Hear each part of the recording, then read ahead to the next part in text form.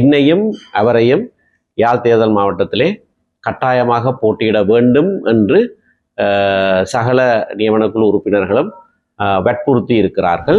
அதாவது ஏற்கனவே பாராளுமன்ற உறுப்பினர்களாக இருந்து அதற்கு பிறகு தேர்தலிலே தோற்றவர்களுக்கு இந்த தடவை சந்தர்ப்பத்தை கொடுக்காமல், பெண்கள் பல இடங்களிலே முன்வரவில்லை, மேடு பள்ளம் எல்லாம் தேடி காடு எல்லாம் தேடி திரிகிறோம், கிடைக்காமல் இருக்கிறார்கள், பெண்கள் பல குறைபாடுகளை சொல்லுகிறார்கள், நாங்கள் அவர்களுக்கு நியமனம் கொடுப்பதில்லை என்று உங்களுடைய மத்திய செயற்குழு கூட்டத்திலே ஒரு தீர்மானம் நிறைவேற்றப்பட்டது. அது திரும்பவும் இன்றைக்கு உறுதி செய்யப்பட்டிருக்கிறது. அதாவது ஏற்கனவே பாராளுமன்ற உறுப்பினர்களாக இருந்து அதற்கு பிறகு தேர்தலிலே தோற்றவர்களுக்கு இந்த தடவை சந்தர்ப்பத்தை கொடுக்காமல் புதியவர்களை உள்வாங்கலாம் என்று சொல்லப்பட்டிருக்கிறது. ஆகவே அந்த பிரிவுக்குள்ளே பலர் அடங்குவார்கள். ஆனால் திரு ஸ்ரீதரனை பொறுத்தவரையிலே அவர் அதற்குள்ளே அடங்க மாட்டார்.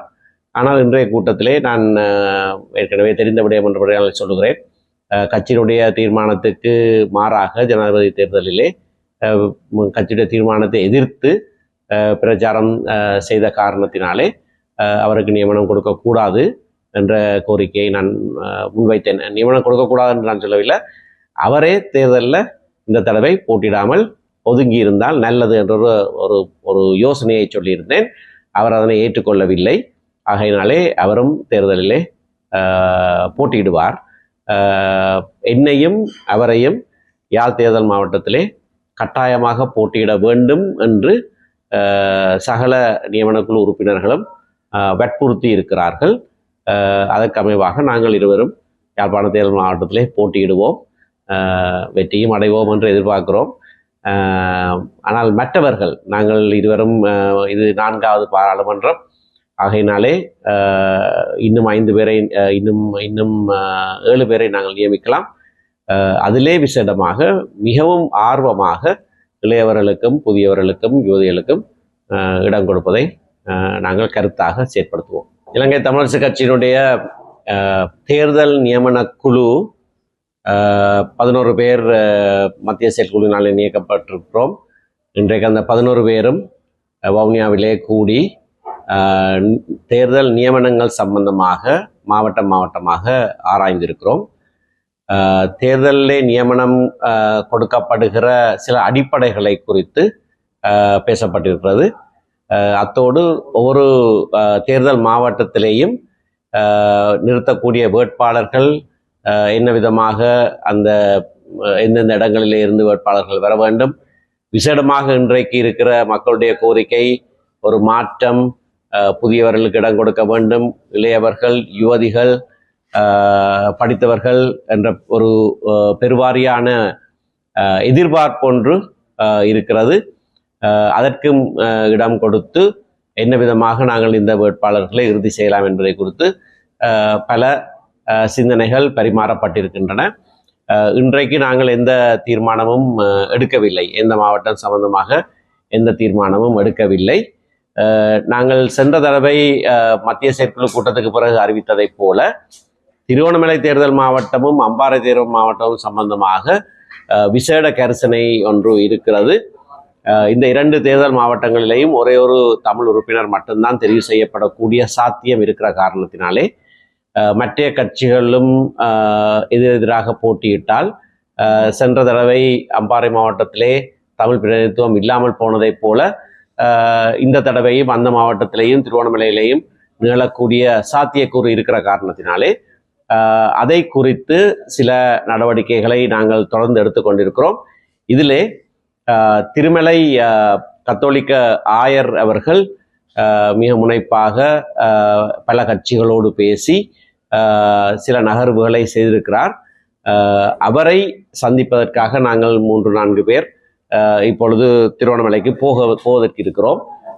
இன்று 4:30 மணிக்கு அவரோட ஒரு சந்திப்பு இருக்கிறது. அந்த விடயத்தை நாங்கள் வெற்றிகரமாக முடிப்போமாக இருந்தால் எங்களுடைய மத்திய செயற்குழு தீர்மானம், அரசியல் குழு தீர்மானம், இன்றைக்கும் நாங்கள் எடுத்த தீர்மானம் இலங்கை தமிழரசு கட்சியினுடைய பெயர்லையும் சின்னத்திலையும் தான் நாங்கள் 5 தேர்தல் மாவட்டங்களிலேயும் போட்டியிடுவோம். ஆனால் திருவண்ணாமலையிலேயும் அம்பாறையிலேயும் நாங்கள் மற்ற கட்சி உறுப்பினர்களையும் உள்வாங்கி ஒரு போட்டி இல்லாமல் அதை செய்வதற்கான சாத்தியக்கூறுகள் ஆராயப்படுகின்றன. அதனை நாங்கள் செய்து முடித்த பிறகு நாளைக்கு திரும்பவும் நாங்கள் சந்தித்து வேட்பாளர்களாக விண்ணப்பித்தவர்களுடைய பெயர்களை ஆராய்ந்து தீர்மானங்கள் எடுப்போம். நாளைக்கு இறுதி தீர்மானம் எடுப்போம் என்று சொல்ல முடியாது. நாங்கள் எதிர்பார்க்கிற மாதிரியான வேட்பாளர்கள் சில இடங்களிலே இன்னமும் முன்வரவில்லை. பெண்கள் பல இடங்களிலே முன்வரவில்லை. மேடு பள்ளம் எல்லாம் தேடி காடு எல்லாம் தேடி திரிகிறோம், கிடைக்காமல் இருக்கிறார்கள். பெண்கள் பல குறைபாடுகளை சொல்லுகிறார்கள், நாங்கள் அவர்களுக்கு நியமனம் கொடுப்பதில்லை என்று. ஆனால் நியமனம் கொடுக்க தயாராக இருக்கிற போதும் பெண்கள் முன்வராத ஒரு சூழ்நிலை இருக்கிறது. பெண்களுக்கும் பெண்கள் அமைப்புகளுக்கும் ஒரு விசேஷ கோரிக்கை, ஆற்றல் உள்ள தேர்தலில் வெல்லக்கூடிய எங்களோடு சேர்ந்து பயணிக்கக்கூடிய பெண்களை தயவு செய்து முன்மொழியுங்கள், அவர்களுக்கான இடம் ஒதுக்குவதற்கு நாங்கள் தயாராக இருக்கிறோம். இந்த தடவை அப்படியான ஒரு புதிய பரிமாணத்திலே மக்களுடைய எதிர்பார்ப்பை பூர்த்தி செய்கிற வகையிலே பல புதிய ஆற்றலுள்ள இளைய தலைமுறைக்கு, வாலிபர்களுக்கும் யுவதிகளுக்கும் இலங்கை தமிழரசு கட்சி நிச்சயமாக இடம் கொடுக்கும்.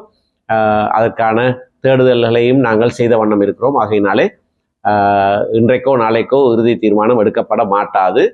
ஆனால் சகலவற்றையும் நாங்கள் ஆராய்ந்து விரைவிலே எங்களுடைய வேட்பாளர் பட்டியலை அறிவிப்போம்.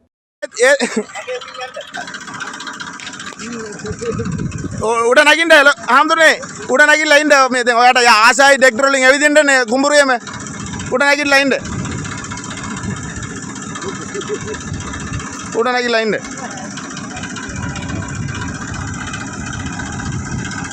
පස්සේ අපි ගහන්න ආවා උපාංශයට කියලා කියනවානේ. අපි වීඩියෝ පාරේම දාලා තියාගන්නවා. උපාංශෙම ගිහිලා ඩෙක්ටර් එක නගිනවා, උපාංශෙම කරන දේ ඔක්කොම කරනවා.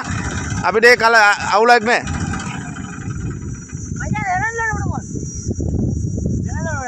අර හෙවනට දාන්න දෙන්න ඩෙක්ටරේ හෙවනට දාන්න ඒකටවත් දෙන්න. දැන් ඔයා මේම කනකාටු දෙන්න එපා.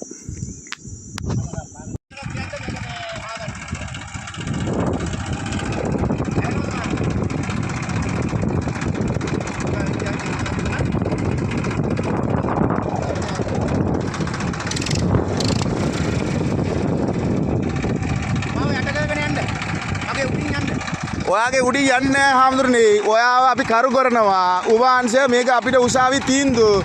මේක අපිට හාන්න දෙන්න අපි අවුරුදු ගානක් කුඹුරු කර පිටමනේ. උභාංශය මොකටද දැන් ඒක ඇවිල්ලා බලෙන් ඇවිල්ලා ඩෙක්ටර් ඉස්සරහ ඉන්නේ. තීන්දුව ගන්න ගෙනත් තියෙනවා. කොපි ඔක්කොම ගෙනත් තියෙනවා. පුරාවිද්‍යාවකුත් අපිට ලියුම් දීලා තියෙන්නේ. මේක නෑ කියලා. නේ ඔයා බලාකාරයමනේ ඔයලා ඩෙක්ටර් ළඟ මාව මරනවා කියලා ඉන්නේ. නෑ ඔයාව මරන්න කියලානේ ඔය බලාකාරයෙන් ඉන්නේ. නෑ අඟ උඩින් ඔයාගේ අඟ උඩින් අපි එහෙම යන්න ඕනේ නෑ. ඔයා අයි වෙන්නකෝ. ඔයා අයි වෙන්න උභාංශය. අපි නෑ බී දාන්න යන්නේ. පරකු කරන්න එපා. ඔයා හැමදාම එහෙම තමයි කරන්නේ. එහෙම නෑ. ඔයා පුරා විද්‍යාවෙන් අවශ්‍යයක් දෙන්න මෙතන යන්න දෙන්න මම ඊට පස්සේ අයින් වෙලා යන්නේ. පුරා විද්‍යාවෙන් කියන්නේ ඒක පුරා විද්‍යාව කට්ටිය ඇවිල්ලා මේගොල්ලෝ ඇවිල්ලා බලනවානේ මේකේ පුරා විද්‍යාව විනාශ වෙලා තියෙනවා කියලා බලන්න එනවනේ. ඒගොල්ලෝ ඇවිල්ලා බලනකම් අපි සානවනේ. ඔයාලා මේ මොකද්ද මේක මේ නිකම් පුරා විද්‍යාව කට්ටිය එනවා දැන්. ඒගොල්ලෝ ඔයගොල්ලෝ මේ වැඩේ කරගන්න. අපේ උඩින් යන්න. ඔයාගේ උඩින් යන්නේ හාමුදුරනේ. ඔයාව අපි කරු කරනවා. උභාංශය මේක අපිට උසාවි තීන්දුව. මේක අපිට හාන්න දෙන්න අපි අවුරුදු ගානක් කුඹුරු කර පිටමනේ. උභාංශය මොකටද දැන් ඒක ඇවිල්ලා බලෙන් ඇවිල්ලා ඩෙක්ටර් ඉස්සරහ ඉන්නේ. තීන්දුව ගන්න ගෙනත් තියෙනවා. කොපි ඔක්කොම ගෙනත් තියෙනවා. පුරාවිද්‍යාවකුත් අපිට ලියුම් දීලා තියෙන්නේ. මේක නෑ කියලා. නේ ඔයා බලාකාරයමනේ ඔයලා ඩෙක්ටර් ළඟ මාව මරනවා කියලා ඉන්නේ. නෑ ඔයාව මරන්න කියලානේ ඔය බලාකාරයෙන් ඉන්නේ. නෑ අඟ උඩින් ඔයාගේ අඟ උඩින් අපි එහෙම යන්න ඕනේ නෑ. ඔයා අයි වෙන්නකෝ. ඔයා අයි වෙන්න උභාංශය. අපි නෑ බී දාන්න යන්නේ. පරකු කරන්න එපා. ඔයා හැමදාම එහෙම තමයි කරන්නේ. එහෙම නෑ. ඔයා පුරා විද්‍යාවෙන් අවශ්‍යයක් දෙන්න මෙතන යන්න දෙන්න මම ඊට පස්සේ අයින් වෙලා යන්නේ. පුරා විද්‍යාවෙන් කියන්නේ ඒක පුරා විද්‍යාව කට්ටිය ඇවිල්ලා ඒගොල්ලෝ ඇවිල්ලා බලනවානේ මේකේ පුරා විද්‍යාව විනාශ වෙලා තියෙනවා කියලා බලන්න එනවනේ. ඒගොල්ලෝ ඇවිල්ලා බලනකම් අපි සානවනේ. ඔයාලා මේ මොකද්ද මේක මේ නිකම් පුරා විද්‍යාව කට්ටිය එනවා දැන්. ඒගොල්ලෝ ඔයගොල්ලෝ මේ වැඩේ